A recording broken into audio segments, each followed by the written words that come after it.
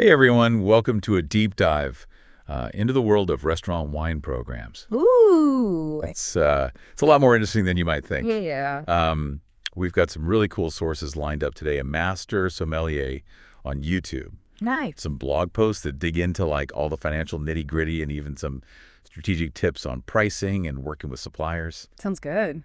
We're going to uncover how a seriously awesome wine program can actually like boost profits Yeah. and create a memorable experience, for your guests. Right. You might even walk away from this deep dive knowing how to be a sommelier's like favorite customer. Oh, that's the goal right there. Right. I mean, one of the sources we have, Scott Barber, he's the master sommelier on YouTube. Right. He really hit the nail on the head when he said the beverage program should be treated as like a business partner, Yeah. not just some afterthought to the food menu. That's so interesting. I always thought of the wine list as kind of like a supporting character, Yeah. but Right.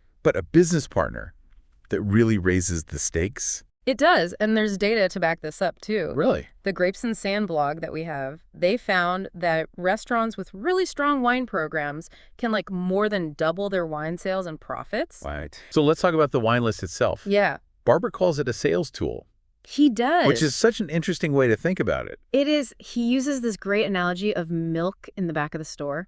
You know how when you go to the grocery store for milk, it's always like way at the back. So you have to walk past everything else. Right. He says we should apply that same logic to wine lists.